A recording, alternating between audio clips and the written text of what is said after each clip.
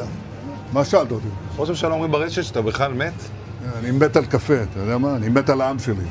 איך הם מתנהגים, פנטסטי. אתה רוצה לספור את מספר אצבעות? אתה יכול להראות לנו? פה. פה. ראית? יפה מאוד. לחיים. ראש הממשלה מסר לאנשים שיוצאים ומתאווררים? לצאת להתאוורר, אבל ליד מרחב מוגן. והעמידה שלכם היא מדהימה, נותנת כוח לי, לממשלה, לצה"ל, למוסד. אנחנו עושים דברים שאני לא יכול לשתף ברגע זה, אבל עושים דברים מכים באיראן חזק מאוד, גם ביום הזה, גם בלבנון, ממשיכים. אתם אומרים לי להמשיך? אני אומר לכולכם, גם אתם תמשיכו. תמשיכו להישמע להוראות פיקוד העורף, כל הזמן, להישמע להוראות פיקוד העורף, וגם לראשי הערים, להיות תמיד ליד מרחב מוגן. ואנחנו נקל ככל שהדבר ניתן. ותודה לך על הקפה, הוא מצוין.